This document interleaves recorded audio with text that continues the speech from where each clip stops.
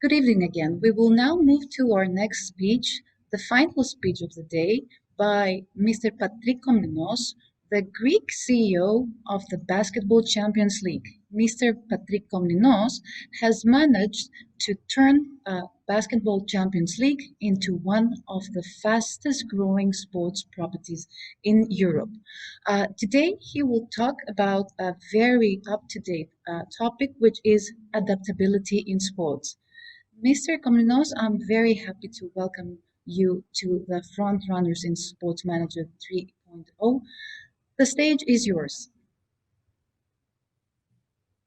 Good afternoon from my side, and it's a pleasure to be part of this very relevant conference. I actually have the honor of following my mentor into the world of sports, Mr. Asimakopoulos, with whom we had the pleasure of working together for 5 long years in preparation of the Athens Olympics. So I am privileged and honored to be in this great company. From my side, welcoming everyone from the cold of Geneva, Switzerland, where the House of Basketball is based and where we have the opportunity to organize this brand new competition, the Basketball Champions League, that is only 4.5 years old. We're now into our 5th season, but a great journey so far, and certainly one that we look very much forward into the future. It's not very often that one has the chance to build a competition from scratch.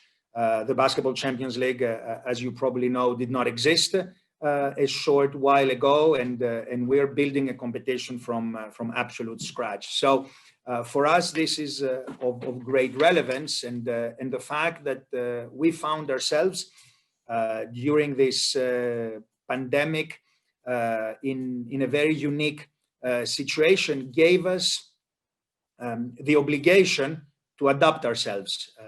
So I think it's pertinent to share a little bit our approach when it comes to adaptability in sport, and use the test case of the reaction of the Basketball Champions League into this COVID environment. So the biggest challenge, of course, for me is not dealing with COVID. It is trying to share my screen and make sure that everything will work.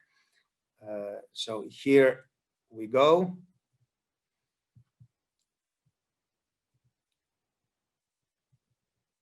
Hopefully everyone can see the BCL presentation, which again will touch the pertinent topic of the COVID impact in the sport industry. It is a short presentation because I hope that it will trigger interest, it will trigger reaction, and very happy to engage in further conversation on this topic, as again, it is something that has affected all of us in the sport industry over the last months.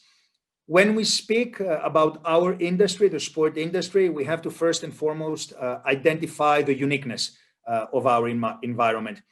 It is a multi-billion industry. In the US alone, it is upwards of $100 billion US dollars. So we are talking about a very relevant segment of the economy. And of course, we would classify ourselves as a sport live entertainment environment.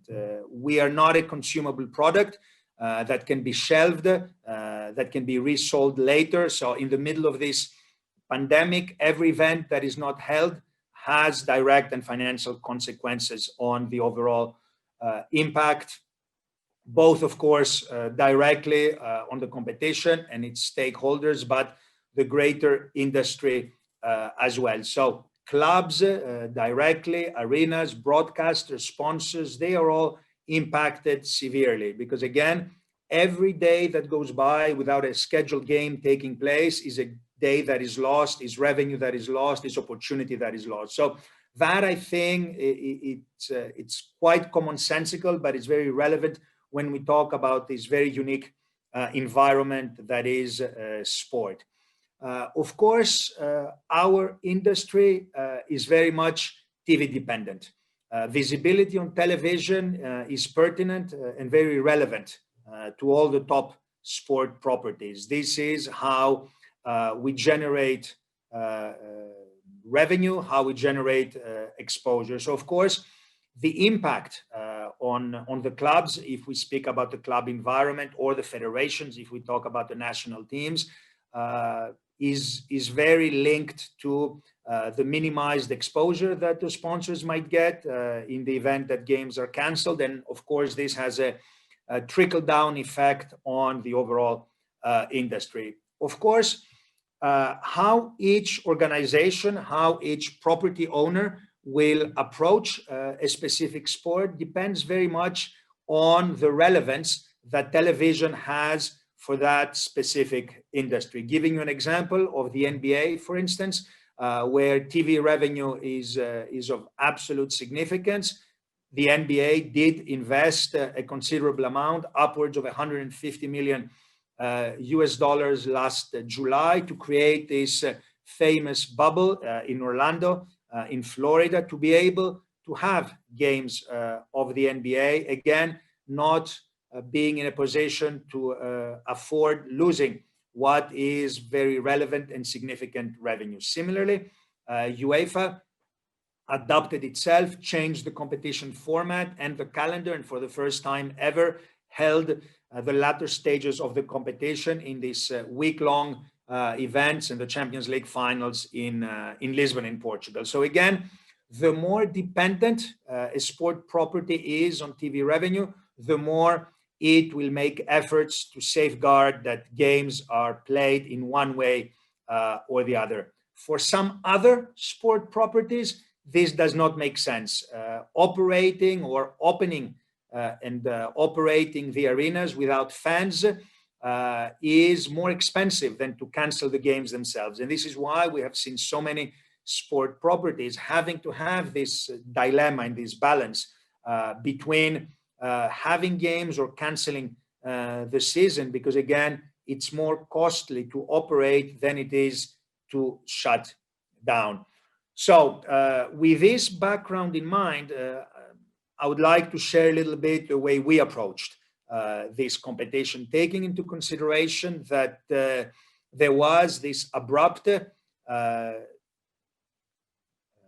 stoppage in our games. The season was suspended on the 13th of March. So we went from 1 week of having all the games played across Europe to having no games played at all. And this, of course, had a very significant impact all across Europe. So when we speak about the European basketball leagues, effectively, almost all of them suspended their activities.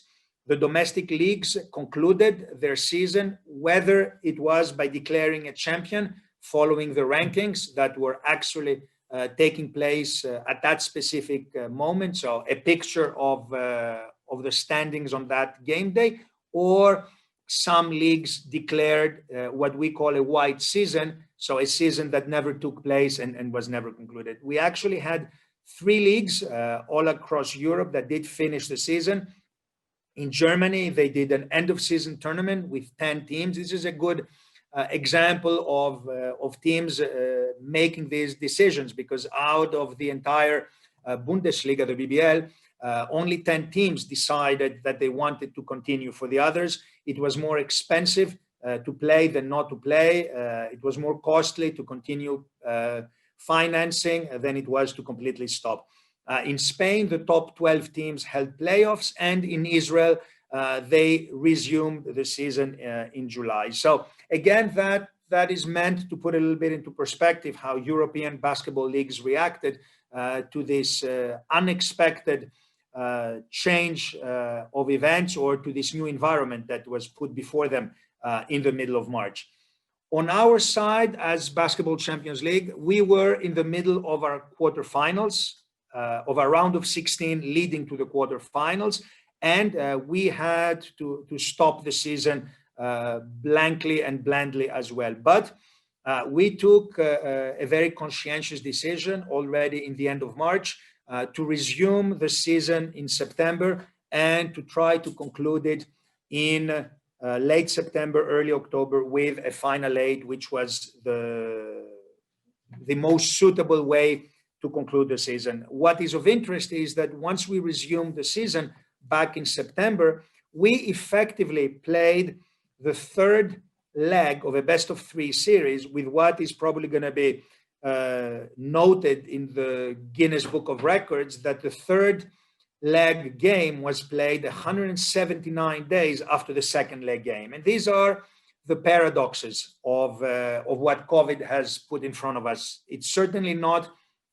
the ideal situation to have, two games played in March and the third game played in September.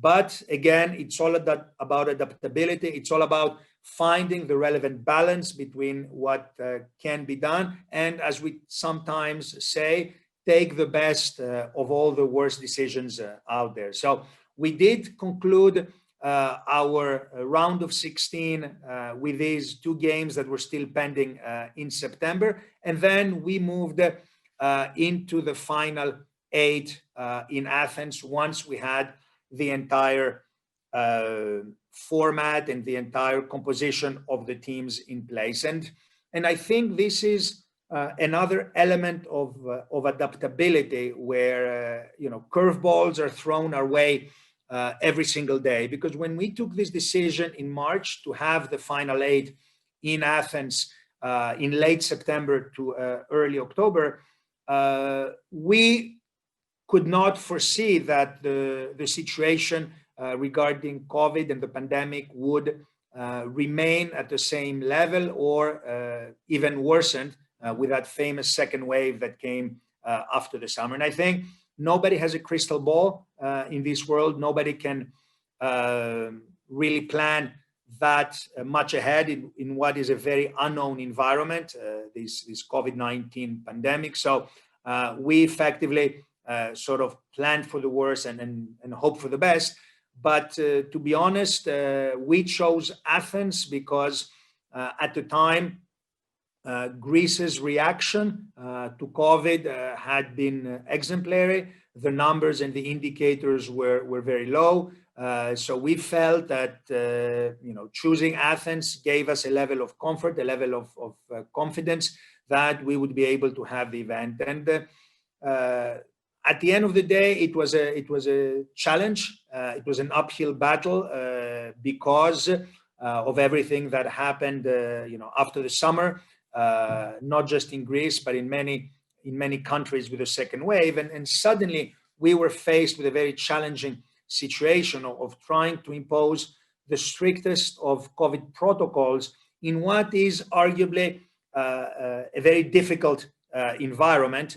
Basketball is an indoor sport, is a contact sport. So, of course, we do take all of these elements into consideration. But at the end, we were very happy to be able to have this event in Athens and to be able to, at the end, deliver a TV product, because without spectators in the arenas, this is what sport has become, a made-for-TV product. So with this, I take a short break just because I wanted to share with you some images from the final eight in Athens, not just because I am a proud Greek, but I am a proud CEO of an organization that was able to finish the season, crown a champion, the only European competition that crowned a champion this year, and one of the few around the globe that did so. Because at the end, we are all working in the sport environment. We all love sport. We all respect the athletes and their efforts. So we felt it was essential for them to be given an environment, to be given the conditions where they could perform their utmost. So hopefully this will now work, and hopefully you will all enjoy.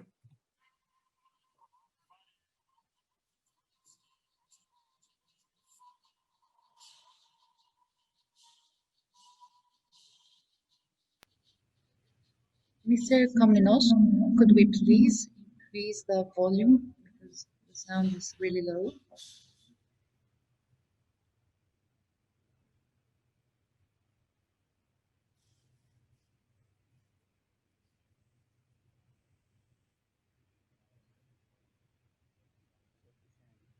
You need to share your sound when you're sharing the screen, please.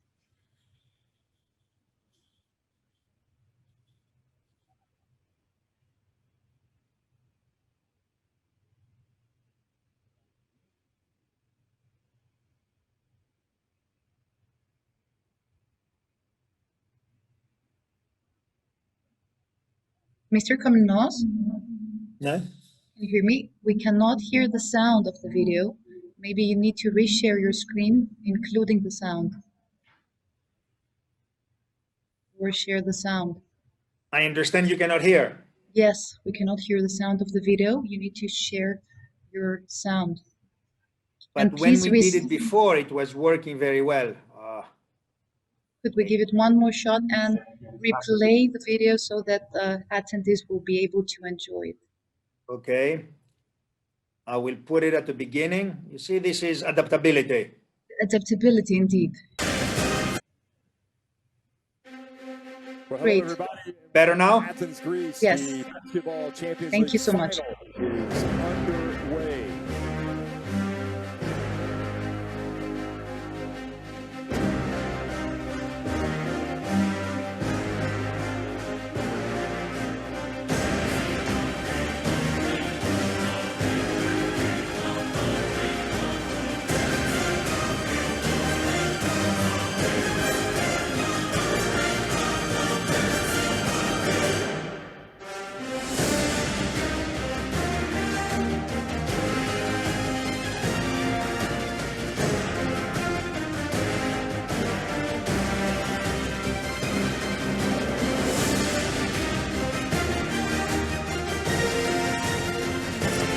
What? He is on fire.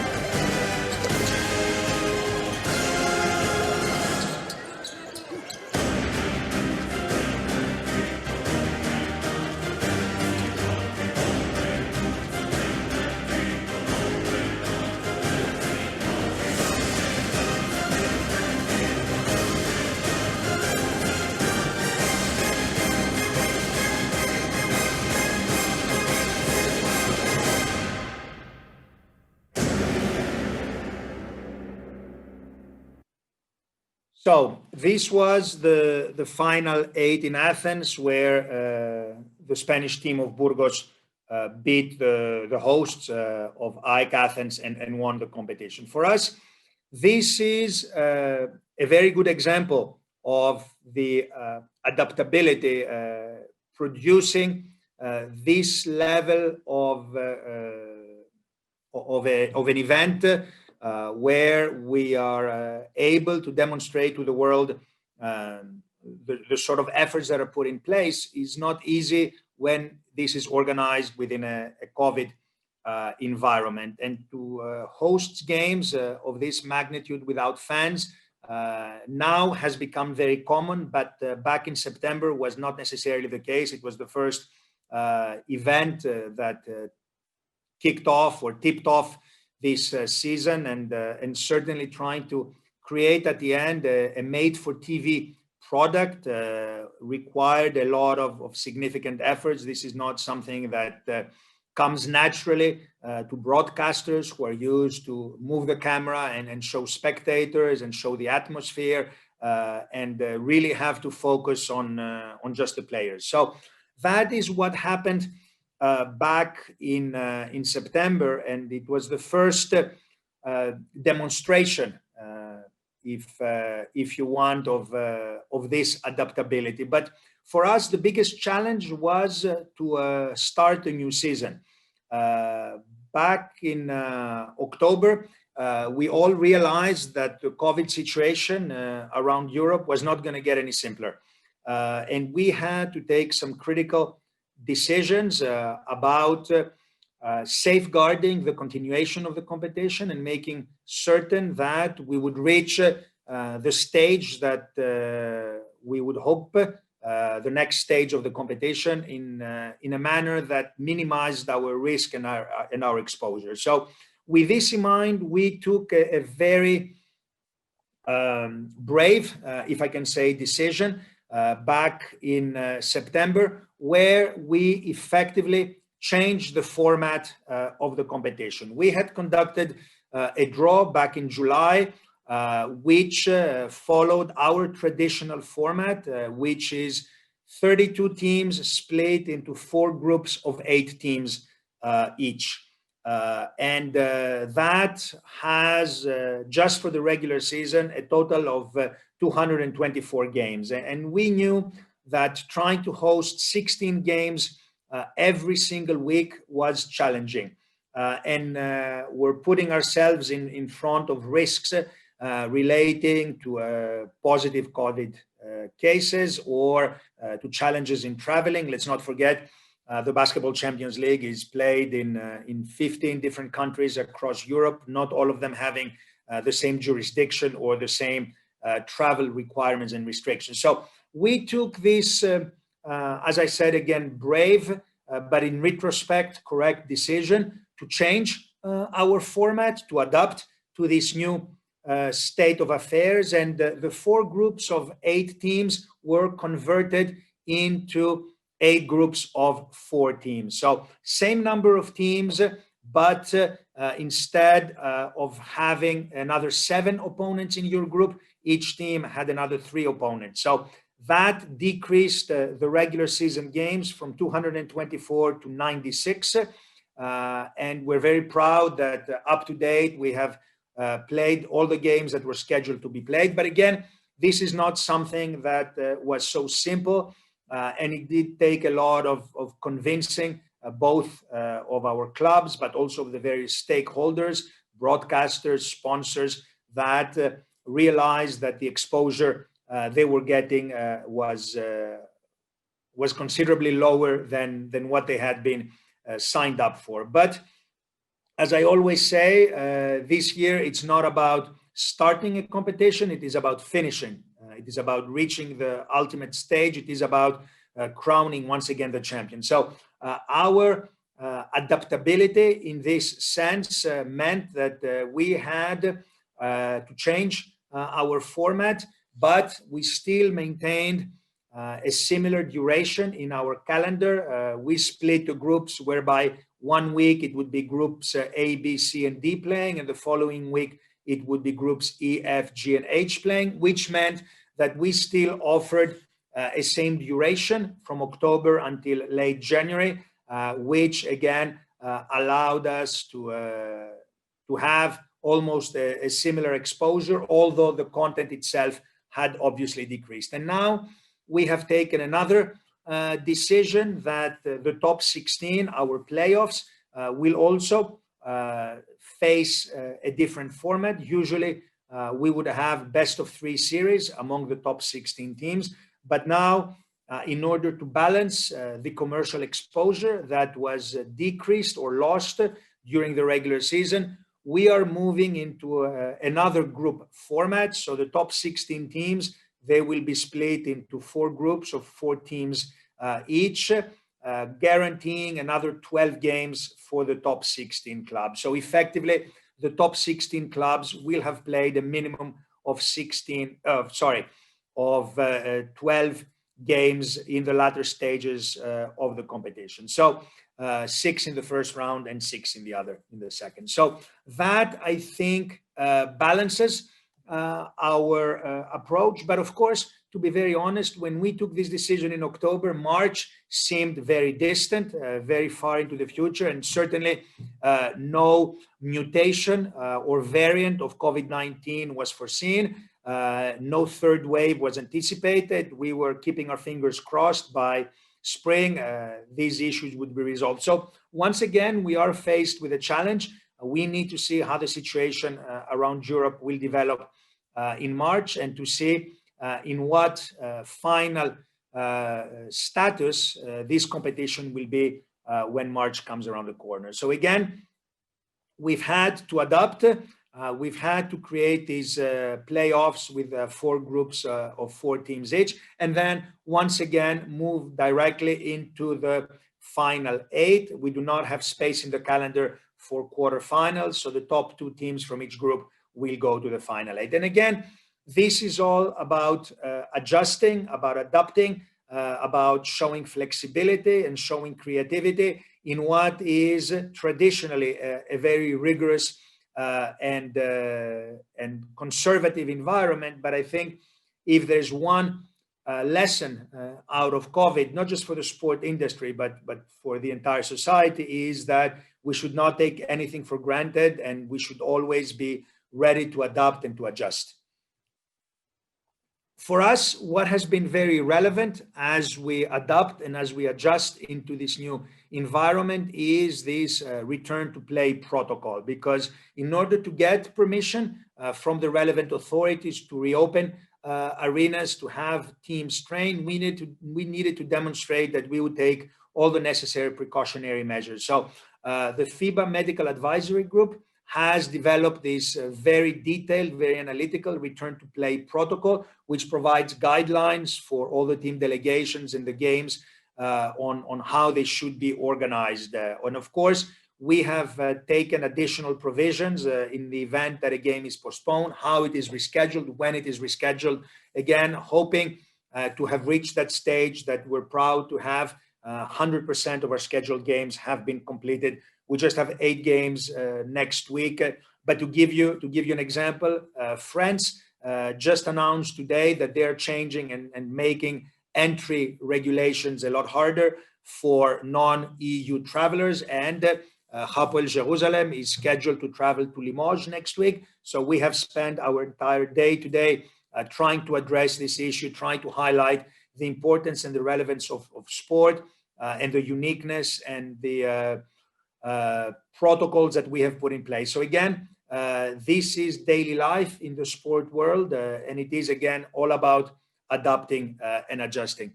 I think another point that is of relevance is the impact of fan attending the games.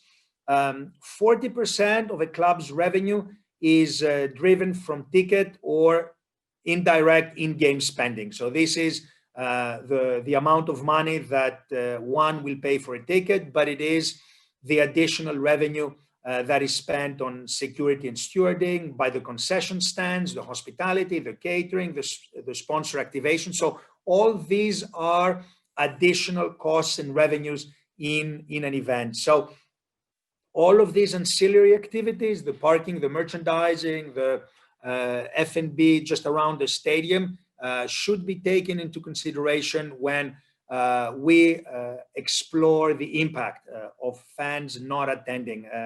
It's not just that a player is impacted and his salary might be impacted, but the pizza place outside the stadium that is used to serving fans after the game has not seen any business for the last month. So the industry is certainly being impacted, and I think if there is one wish from everyone in our world, it is to be able to return to normality, to have fans back into the arenas, and to be able to relive the moments that we have all been used to reliving. For us, in our environment, what we have observed as being another industry uniqueness is that our clubs have to play both national and international competitions.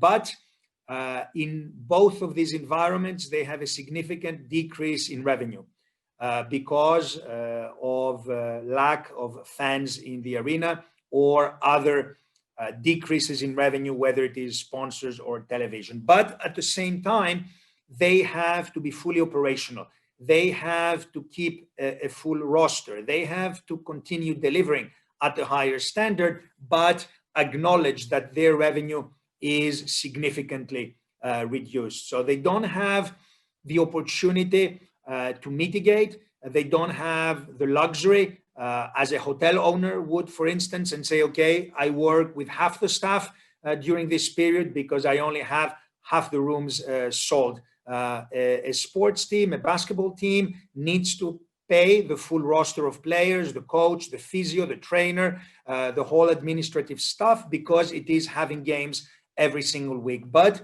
a key revenue source is being withdrawn. And that is something that we see impacting the marketplace considerably. They cannot reduce any of the costs. They have a lot of inelastic expenses, but again, the revenues are decreased. And of course, what we have seen and what has impacted our industry tremendously is the variation in the national regulations impacting travel. One country will have one set of rules and another one will have a very different set of rules. I just mentioned to you the example of France that from one day to the next has made the rules more strict and therefore impacting the entire industry. We have had a lot of discussions at the European Union level, trying to identify the specificity and the uniqueness of sport and to adapt to these new conditions. Let's not forget, in sports, we are talking about a low risk group. We're talking about young athletes that are getting tested 3 times a week. So, and who travel together as a group, who do not go out and mingle into society. So this has not been simple, and we have done a lot of cohesive efforts with all the other federations in order to have a common approach. But again, this has not been so simple. And of course, the cost impact on industry leaders is significant, whether these are broadcasters, these are commercial entities, or these are the big clubs. Finally, I think adaptability under COVID can also be summarized in what we all face, which is a damage control strategy. All the clubs have now adapted their contracts. They have adapted the duration of the contract. They have adapted the salaries, and they have all included now COVID clauses, something that was not ever foreseen before, whereby if a season is not concluded because of COVID, then the player will receive a percentage of his overall salaries. And of course, this is logical. We live in an environment where for sponsors, the first marketing aspect of their budget that they will cost is advertising in sports or in promotional activities. This is sometimes perceived as a luxury, not as a must-have. So of course, this has a trickle effect on all of us. Now we have a lot of commercial agreements that are conditional on the games being played. So whether it is a broadcaster or a sponsor, they will say if less than 50% of the games are played, we do not pay anything. We need at least 80% of the games to be played, and so forth and so on. So this has become quite a challenge, and one where, again, everyone in the industry has needed to adapt, to find creative ways in order to ensure against what COVID has brought upon us. They cannot actually insure, because now no insurance company will of course insure against the cancellation of the event. So everybody needs to be creative and find their own means to adapt to this current environment. So with this in mind, I conclude my presentation, and I thank you for your attention, and happy to follow up. Mr. Comninos, thank you for a very insightful and fruitful presentation. For our esteemed attendees, don't forget to use our hashtag FrontRunners2021 and also send your questions to Mr. Comninos under the streaming that you see on your screen. We have many questions for you. I would like to start with one that is particularly interesting. So this is from Alexis Costabasis, who is first of all congratulating you for the presentation. And he's discussing that the biggest issue in Europe today is a collaboration between your organization and EuroLeague. But how can this be possible without the downgrading any of the two products? Okay, so Alexis jumped straight into the elephant in the room.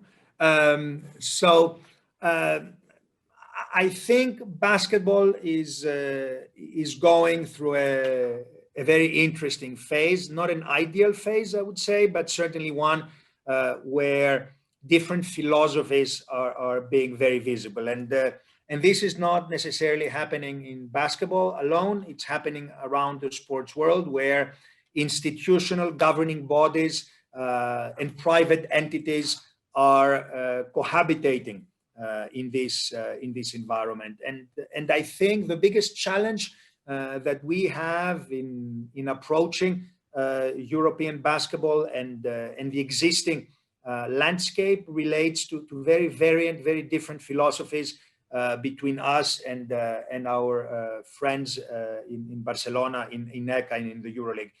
We obviously represent the institutional governing body that is FIBA, and what is known to all of us that work in the world of sport as the pyramid of sport, which means that there is no elevator that takes you directly to the penthouse, that takes you directly to the top floor.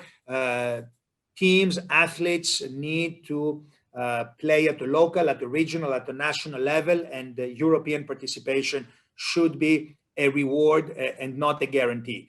And that is the way an institutional governing body such as FIBA perceives the development of basketball, because this is the only way new players will develop. This is the only way the sport will grow organically. We fully respect that there's another philosophy out there that says we are focused on the interests of the top clubs and how they will generate more revenue. And these are contrasting philosophies, especially when the interests of the one overlap the needs or the visions of the other. And I think that there are a lot of things that we have in common, but there are also certain points where we have very different philosophical approaches. The way we as an institutional body respect and promote the national competitions, and obviously safeguard and promote the national teams, because we do believe, and for us this is essential, it's part of the world governing body's DNA, that basketball around Europe is played by hundreds of clubs and not by a handful of clubs. And we need to look and serve the interests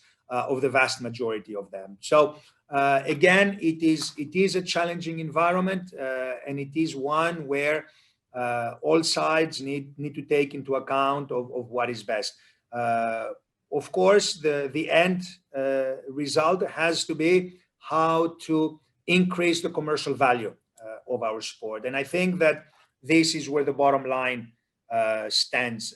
Basketball remains, without a doubt, the second most popular sport in Europe after football, but it does not capture the marketplace in a representative manner of what the second sport in popularity should. And that is an inherent problem that we are all facing, and we are proposing a specific model for addressing this, a model that is inclusive, a model that does not exclude any clubs, does not exclude any country, but wishes to grow organically in a manner where all the clubs and all the countries are represented or given a chance. And that is a philosophy that goes hand in hand, again, as I said, with the greater mission, vision, and obligation that the world governing body has towards the development of the sport.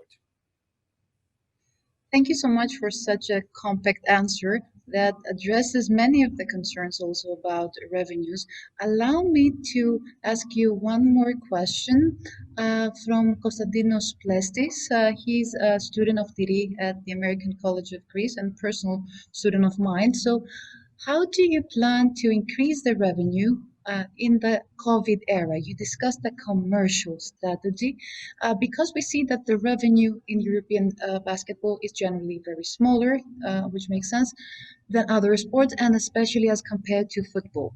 Thank you for your speech. Thanks to Konstantinos for his question.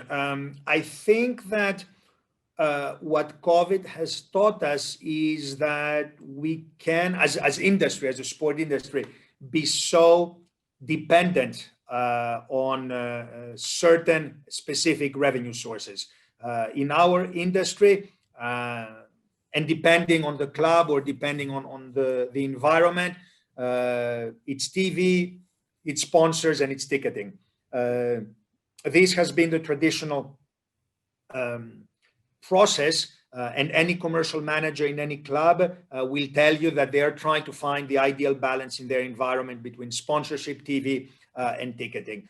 And that has created a level of complacency. Now, what COVID has forced us all to do is find new sources, trying to be creative, try to think a little bit outside the box, not necessarily by vision, but by necessity.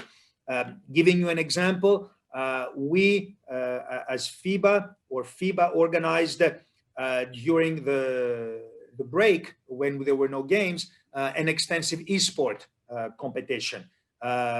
Because again, content was required and content was not offered because the season was suspended. So suddenly we had a global esport competition that created tremendous interest.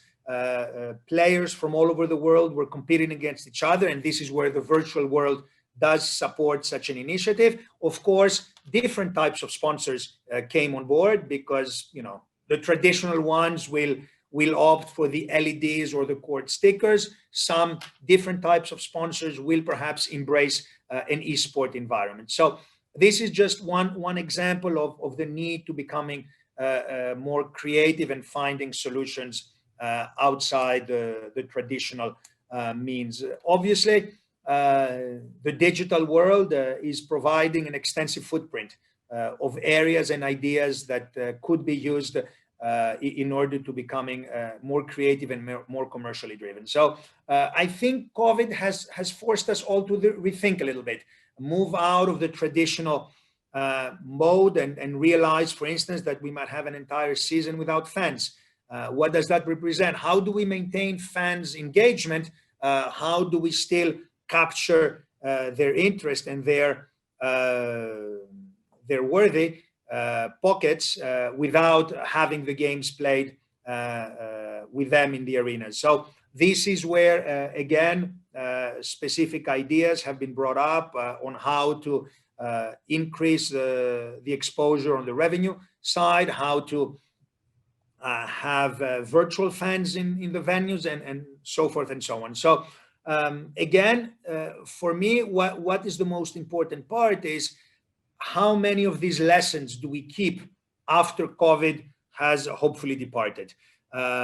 Because I think that it has been an eye-opener. We have all learned that we cannot rely on what we consider the safety or the tradition of television and sponsorship, but we need to be creative and find other ways to survive in a sense. And the clubs and the organizations that are going to keep these lessons are the ones that are going to have a brighter future. Thank you so much, Mr. Comninos. One more question that regards last year Basketball Champions League. So it did not only manage to adapt so quickly and adjust the format of the competition, but also managed to set an example on how to hold a COVID-free final phase with 0 positive tests for everybody involved. How challenging was that based on the fact that we're talking about teams from different countries, with each country having different regulations as well as health protocols? No, thank you for this question, and thank you for the kind words. It is indeed true.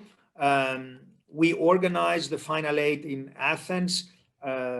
It was actually held between Wednesday and Sunday, but as I always said, the event is not going to be completed until the next Sunday, when all the teams have returned home and have tested. And we are extremely happy that all the 8 delegations left Greece. Well, 7 left, 1 remained in Greece, but all of them in the follow-up tests, PCR tests, were all producing negative results. And that for us was a big target because, of course, the image of an event and an organization would be greatly impacted if suddenly 3 or 4 teams around Europe all experienced COVID symptoms due to the fact that they cohabitated in our official hotel. We do not call it a bubble as such because we have to be open and honest. It was not 100% bubble. What we managed to do, and again, to answer the question, is put in place very rigorous protocols. So everyone that attended the Final 8, and especially everyone that was accredited, had to provide a negative PCR test before receiving his or her accreditation. This went from the president of FIBA that attended the event to the last volunteer, and we had about 450 volunteers, all of them undergoing tests before receiving their accreditation. So we already knew that the Oaxaca arena would be well protected. And then what we did, effectively, we created a zone between the airport, the hotel, and the arena where everything was monitored, everything was not just sanitized literally, but sanitized in a protective manner.